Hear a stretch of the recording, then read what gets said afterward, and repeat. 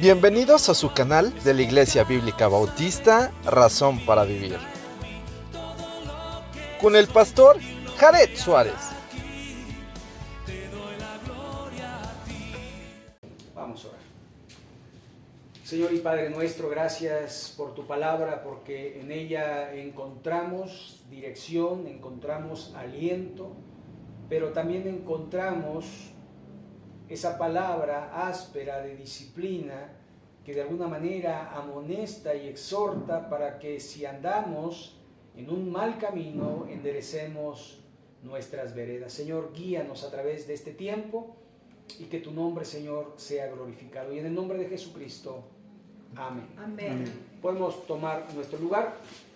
Y como ven, aquí hay un contraste en este pasaje, porque primero habla de un rey y de príncipes que reinará con justicia, y después viene el caos y la exhortación, a la reprimenda a las mujeres indolentes, ¿no? Entonces, de alguna forma, la primera parte está hablando de lo que se conoce como el milenio. Y aquí hacemos un pequeño resumen de cómo está trazada la historia o la profecía bíblica. Y empezamos con Génesis. Génesis capítulo 3, que se narra la caída del hombre, pero también la promesa de que la simiente de la mujer aplastaría en la cabeza a la serpiente en este caso Satanás, esta mordería en el calcañal a la simiente de la mujer, es decir, a Cristo en la cruz, pero Cristo resucitó, por lo tanto venció la muerte y venció al mismo diablo. Entonces vemos que empieza en Génesis, pero después en capítulo 12 es llamado Abraham, ¿se acuerdan? Y le dijo: de ti haré una gran nación, y en ti serán benditas todas las familias de la tierra. Esto se cumple en la iglesia, pero no se cumplió en Israel, porque Israel, en vez de repartir la bendición, se quedó con la bendición y se cerró tanto que no quería que la bendición fuera a otras naciones, sobre todo a los gentiles. En el tiempo de Jesús, los judíos odiaban a los gentiles. Eran judíos. Así que de alguna manera podemos ver y entender que hay un plan dentro de todo esto. Después de Abraham viene Moisés. Moisés, que libera al pueblo que había sido llevado cautivo a Egipto. Bueno, ellos fueron voluntariamente, primero porque había una gran hambre. Los hermanos, los hijos de Jacob habían vendido a José a Egipto, pero Dios usó a José para la preservación de vida de la familia de Jacob. Entonces, allí van y se quedan 336 años, 340 años esclavizados. Y de allí lo saca Moisés e instaura la ley. Y entonces tenían que estar bajo la ley, pero no cumplieron la ley y rechazaron a Dios prácticamente. Hicieron la ley como ellos quisieron y no andaban en justicia. Pero después vino Cristo a cumplir la profecía. Muchas de las profecías, más de 330 profecías se cumplen en Cristo. Pero fue rechazado. ¿Por qué? Porque Cristo no cumplía las expectativas de los judíos. Ellos querían que los liberara de la opresión romana para que ellos pudieran, pues, vivir libremente y seguir haciendo lo que ellos hacían, sin arrepentimiento y sin buscar verdaderamente a Dios. Porque Isaías había hablado de este pueblo, y Jesús cita a Isaías y dice: este pueblo de labios me honra, pero su corazón está lejos de mí. Entonces, después de Jesús, que es rechazado, que fue crucificado, viene la iglesia.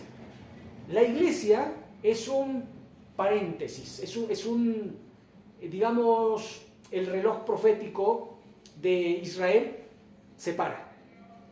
Se cumplen las 69 semanas de Daniel, pero no las 70 semanas de Daniel.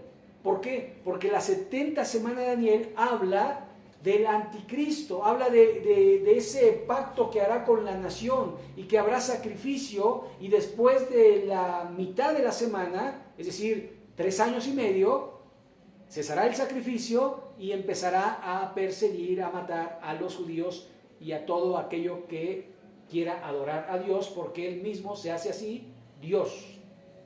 ¿Sí? Entonces, la iglesia es un paréntesis. No se ha cerrado el paréntesis. Cuando la iglesia culmine, recuerde que allí en Tesalonicenses capítulo 4, del 13 en adelante, habla del arrebatamiento de la iglesia, y cuando la iglesia sea arrebatada, Cristo recibirá a la iglesia en los cielos, y dice que estaremos allá con el Señor para siempre.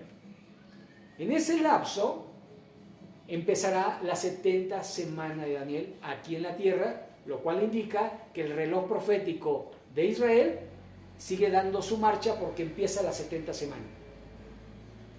Después de la 70 semana de Daniel, es decir, al final de la semana, viene Cristo en su segunda venida a la tierra. Toca tierra, se deshace de todos sus enemigos y reina sobre la tierra 1000 años.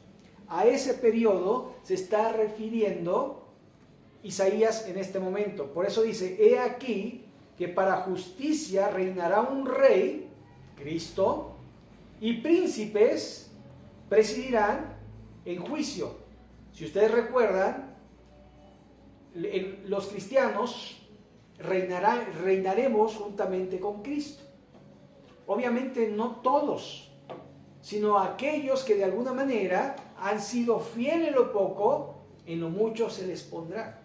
¿Sabe? Yo no puedo decir, yo voy a reinar con Cristo porque soy pastor. No, porque algún día iremos al tribunal de Cristo y serán pasadas por fuego nuestras obras. Y dice que hay oro, plata y piedras preciosas, pero también hay hojarasca, heno, madera. O sea, hay obras de madera, de hojarasca. Y usted sabe que cuando eso se pasa por fuego, no queda nada. En cambio, el oro, la plata y las piedras preciosas resisten el fuego. Esas son las obras que verdaderamente valen. Porque podemos hacer obras para ser vistos. Jesús dice, ya tienen su recompensa. ¿Cuál es su recompensa? Pues ser vistos.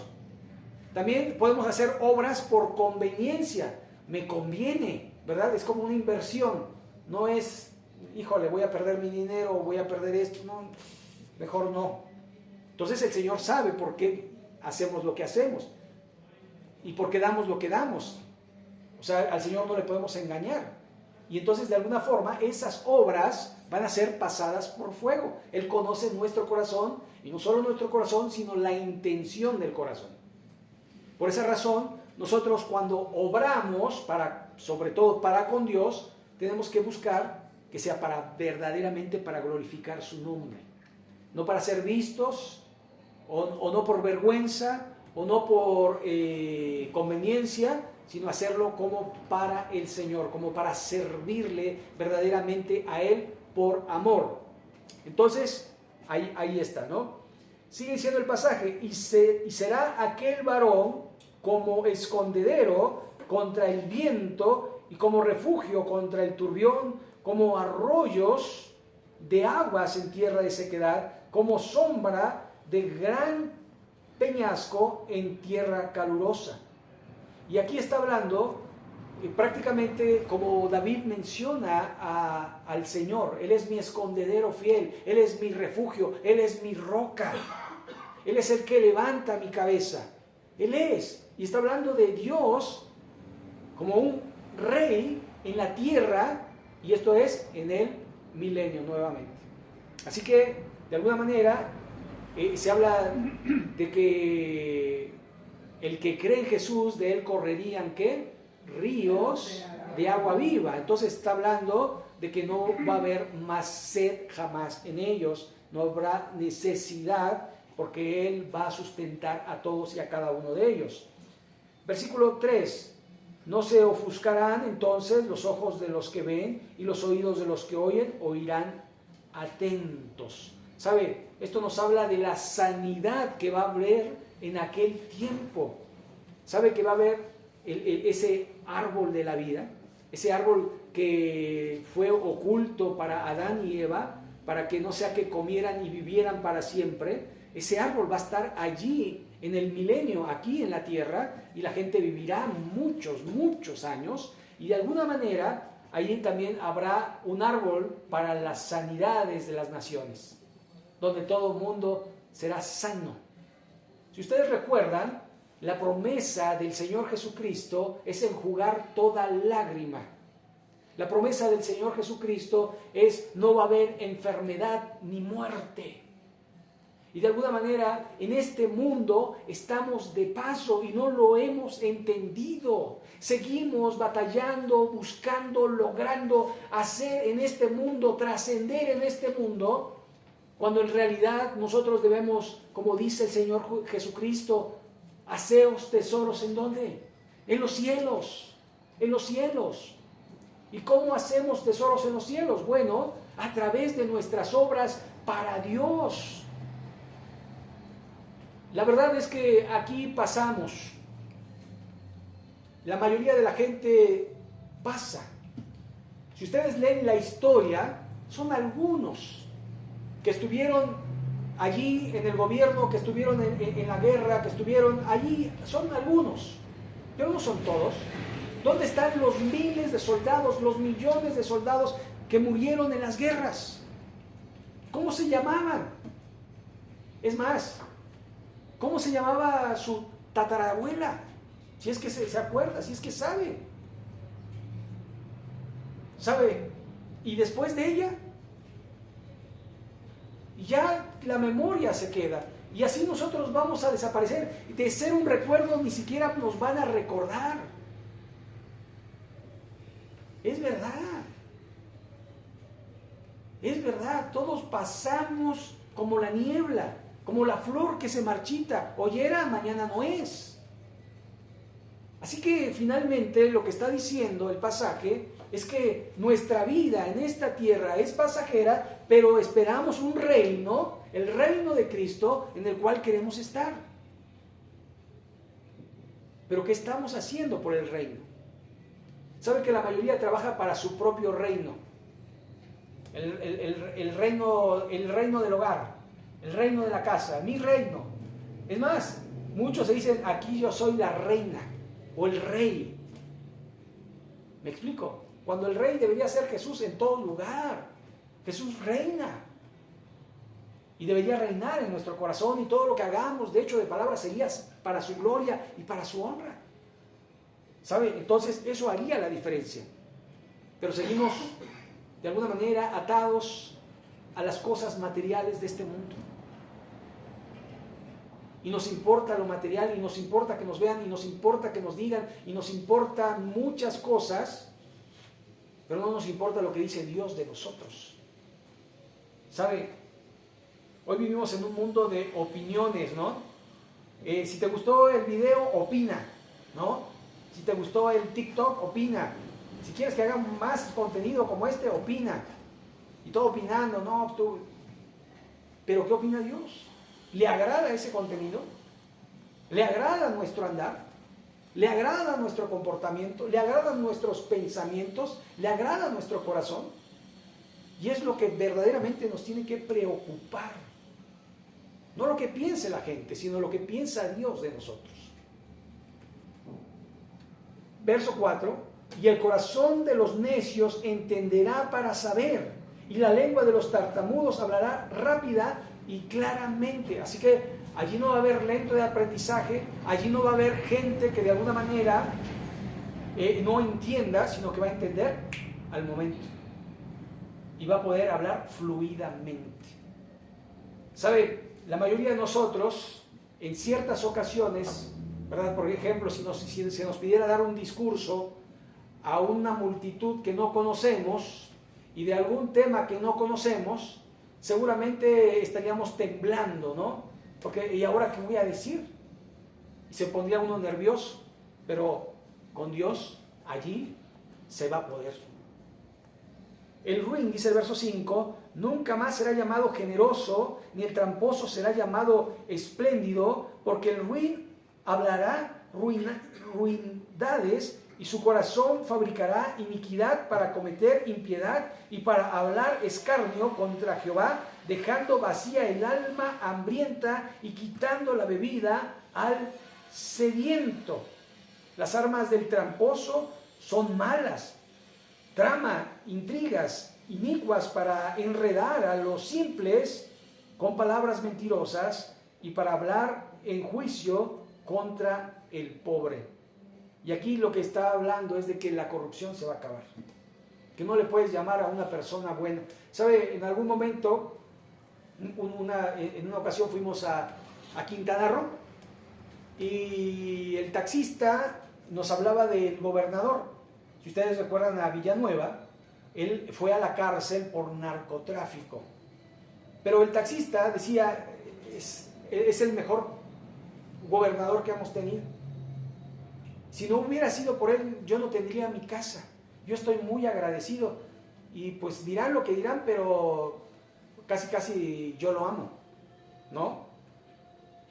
Y ese es el problema, que si somos beneficiados, pues no hay que hablar mal de él. Cuando lo bueno es bueno y lo malo es malo y lo negro es negro y lo blanco es blanco. Y a las cosas les debemos llamar por su nombre. Y no deberíamos de estar orgullosos ser amigos del ruin, del corrupto, del que hace maldades, del que hace iniquidades. ¿Sabe? Esto nos hace pensar un poco de qué tan justos somos nosotros. Si nuestro hijo comete un delito, que no lo lleven a la cárcel. Pero el hijo del vecino, que lo lleven, pero 2 veces. ¿Qué tan justos somos para aplicar la justicia? Cuando se trata de nosotros, queremos misericordia. Pero cuando se trata de los otros, queremos justicia. Así es el ser humano. Pero Dios quiere que amemos la justicia. Y cuando amamos la justicia vendrá a nosotros. Pero no es malo que venga la justicia, porque al final lo que hace es corregirnos y sacarnos del error. ¿Sabe? De alguna forma, la justicia se aplica en las áreas de nuestra vida cuando hacemos lo correcto, cuando hacemos lo que tenemos que hacer según la palabra de nuestro Dios.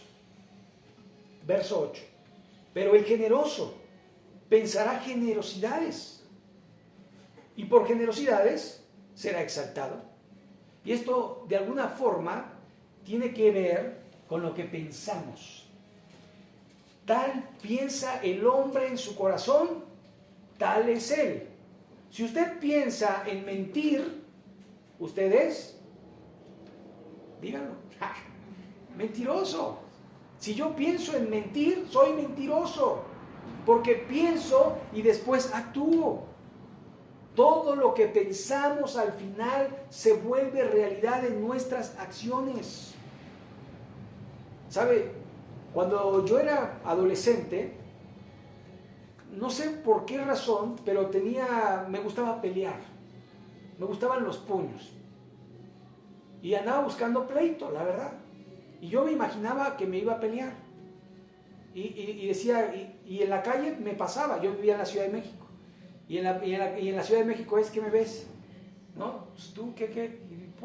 Y por nada te pegas en la Ciudad de México. Entonces, yo lo buscaba. Y pensaba en eso, porque me gustaba mucho. Hasta una vez me metí a un gimnasio de boxeo. Y me gustaban las artes marciales. Y todas esas cosas me gustaban. Porque me gustaba pelear. No entendía que era amar al prójimo. Yo decía, pegarle al prójimo. ¿Sabe? Porque en eso pensaba. En eso pensaba. Y lo que pensamos es lo que somos. Si yo pienso en comida, ¿qué va a pasar? Voy a tener hambre. Si yo pienso en alcohol, en bebida, en la fiesta, pues voy a querer ir a beber y a una fiesta. De alguna manera mis pensamientos van a determinar mis acciones. Por esa razón, dice, el generoso pensará generosidades. ¿Por qué es generoso? Piensa en generosidades. Tal piensa el hombre en su corazón, tal es él. Mujeres indolentes, levantaos, oíd mi voz, hijas confiadas, escuchad mi razón. Ya es la segunda vez que se le llama la atención a las mujeres. Porque en el capítulo 3, allí se habló hacia las mujeres, y las mujeres no les importaba. ¿Sabe qué les importaba? El vestido, la fiesta y la bebida. Ellas estaban sumidas en una vida socialmente aceptable, donde iban y venían. Pero Isaías les llama indolentes. Levantaos, oíd mi voz, hijas confiadas, escuchad mi razón. Confiadas. ¿Sabe? Uno puede decir, yo confío en el Señor, pero ellas ¿en qué confiaban? En su posición, en su riqueza, en lo que tenían, en sus amistades. Ellas estaban confiadas de que todo iría bien. ¿Sabe? La mayoría de nosotros, cuando va a culminar un año, pensamos que el año que viene, este va a ser el bueno, este va a ser mi año, este va a ser donde yo voy a triunfar, donde yo voy a ser, donde yo voy a tener. Y piensa la mayoría de la gente que por pensarlo se va a volver realidad, ¿no? Hay una doctrina que no se llama doctrina, pero que al final es la ley de la atracción. Lo que piensas es lo que vas a tener. Si piensas en riquezas, vas a tener riquezas. Si piensas en pobreza, vas a ser pobre. Si piensas en amistades, vas a tener amigos. Si piensas en enemistades, vas a tener enemistades. Pero en realidad las cosas no suceden por pensarlas. Suceden porque hace uno un proyecto para tal y cual cosa. Si yo pienso en hacer un mueble y no lo hago, no va a suceder. Pero si yo pienso en un mueble, lo proyecto, y compro los materiales y empiezo a fabricarlo, ese pensamiento se vuelve realidad. Pero no por pensarlo, mañana voy a tener un mueble. O van a tocar mi puerta y van a decir, mira, yo sé que estuviste pensando en un mueble y aquí está. ¿No? Claro que no. Las cosas no suceden así.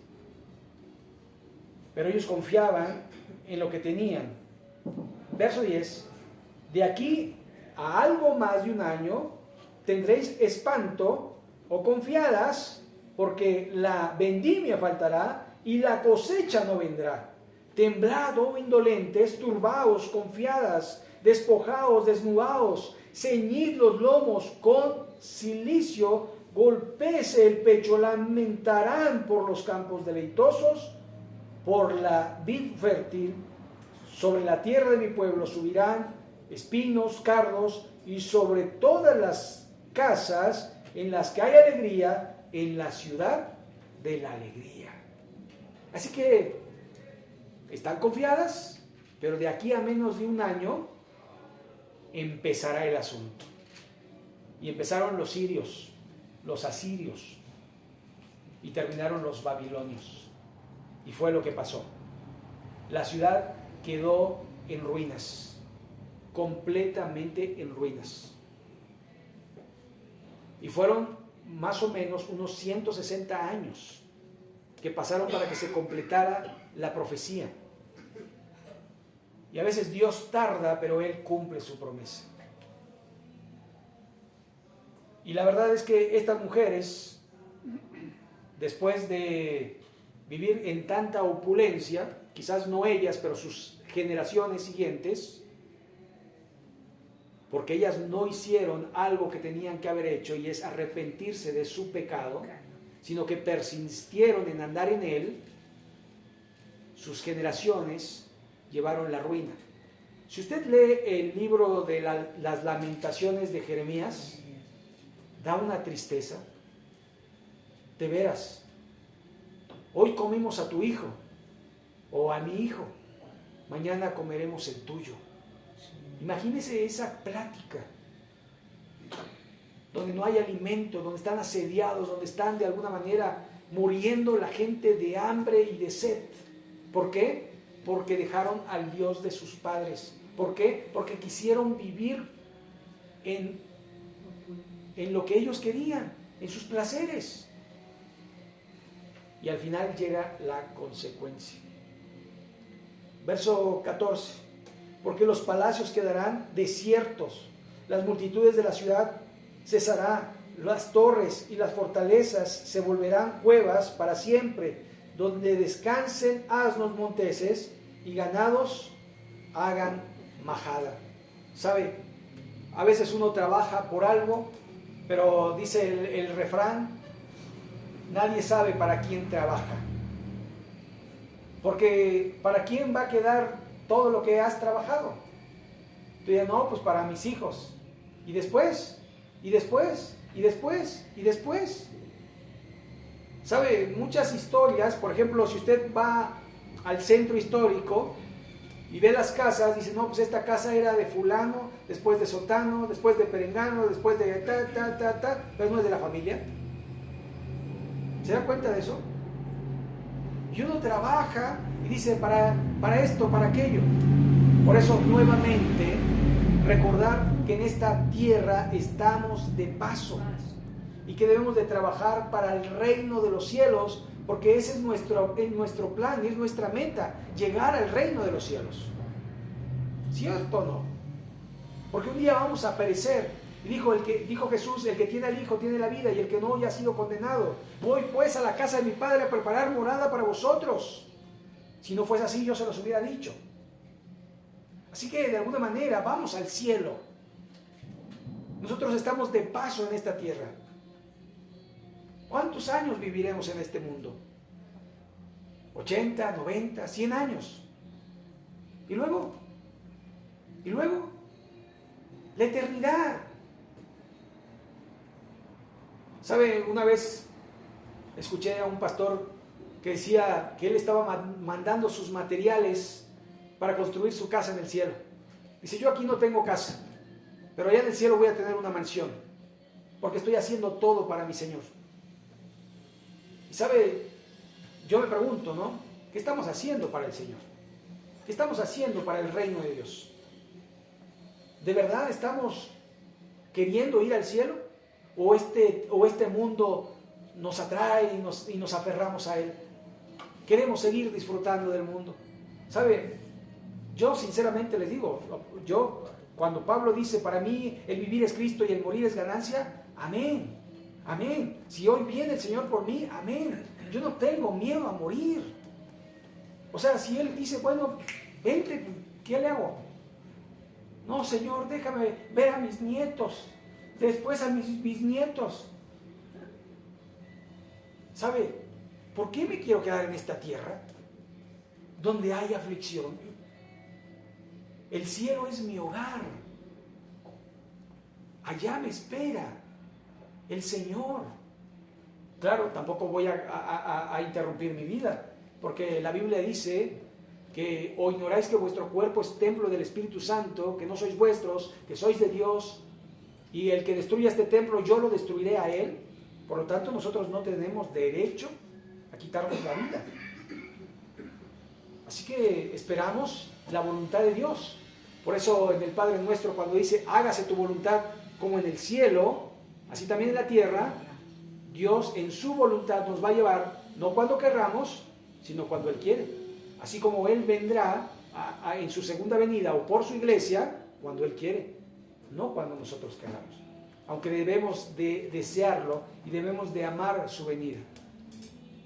Así que sigue diciendo el texto, porque los palacios quedarán desiertos, multitudes, las ciudades cesarán, las torres y las fortalezas se volverán cuevas para siempre, donde descansen los asnos, monteses y ganados hagan majadas, hasta que sobre nosotros sea derramado el Espíritu de lo alto, el Espíritu Santo, y el desierto se convierta en campo fértil, y el campo fértil sea estimado por bosque.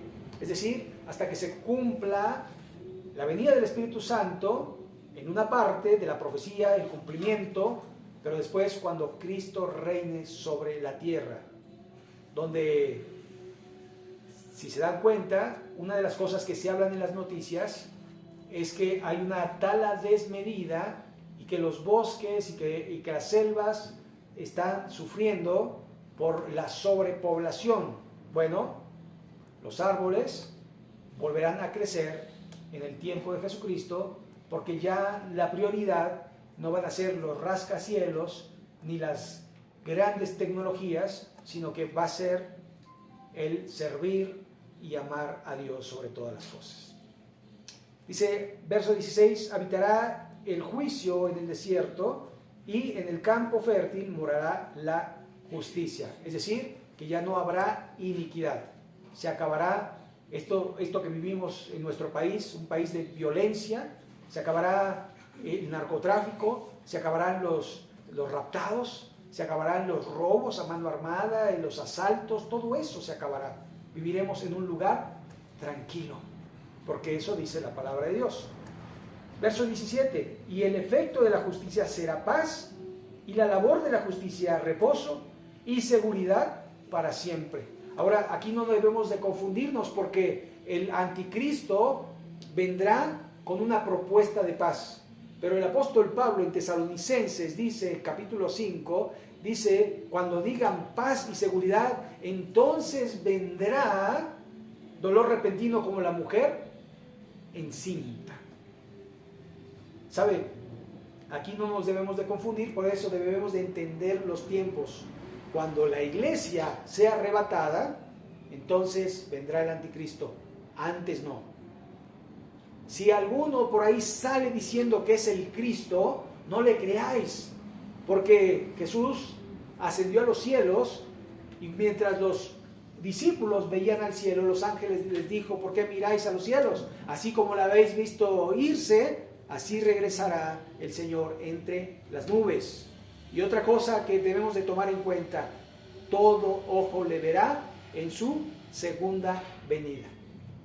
Así que hay señales para entender que si llega ahí a aparecer un falso Cristo, no le creamos. Aunque haga milagros, aunque camine sobre el agua, aunque multiplique los panes y aunque resucite muertos, la Biblia es nuestra guía y no podemos desviarnos de ella, porque dice la Biblia y nos advierte que en los postreros días habrá tiempos peligrosos donde habrá hombres amadores de sí mismos, ¿verdad? Entonces debemos tener mucho cuidado. Por eso dice el verso 18, mi pueblo habitará en morada de paz, en habitaciones seguras y en recreos de reposo. Es decir, no va a haber ningún mal. ¿Sabe que en nuestros días, querramos o no, siempre está latente el temor de qué? De un temblor, ¿cierto o no? Y si tiembla o del volcán, y si explota ¿cierto o no? Pero acá no va a haber eso, porque estamos confiados completamente en la palabra de Dios. Y cuando Dios habla, nosotros creemos en lo que Él dice. Por eso dice, y cuando caiga granizo, es decir, no va a dejar de caer granizo, no va a dejar de caer agua, no van a dejar de erupcionar los volcanes, no va a dejar de temblar, pero cuando haga eso, dice, caerá en los montes y la ciudad será del todo abatida. Dichosos vosotros, los que sembráis junto a las aguas y dejáis libres al buey y al asno. Es decir, que tu dependencia es completa en Dios. En aquel tiempo, Dios sustentará al hombre. ¿Sabe? Esto es increíble, esto es impresionante. ¿Por qué? Porque está diciendo, deja libre al buey y al asno. ¿Para qué usas el asno? ¿Para qué usas el buey? para trillar la tierra, para sembrar. Ya no habrá necesidad, porque el Señor sustentará la tierra. Y esto debemos de creerlo, porque cuando el hombre fue creado y puesto en el huerto del Edén, ¿usted recuerda cuántos árboles sembró Adán y Eva? Ninguno. Simplemente les puso nombres a los animales y a las plantas. Pero el hombre lo único que tenía que hacer era comer. Y eso va a pasar en el tiempo del milenio, donde Cristo reine sobre esta tierra. Así que este capítulo precisamente nos está hablando del final de los tiempos, pero también de el principio del reino milenial de Cristo sobre la tierra. Pero después nos habla de nuestra actitud, de cómo estamos viviendo, si estamos viviendo para honrar al Señor o estamos viviendo para honrarnos a nosotros, si estamos trabajando para el reino de Dios o estamos trabajando para nuestro reino. Así que con esto vamos a concluir, vamos a orar a nuestro Dios. Les invito a ponernos en pie y así terminar.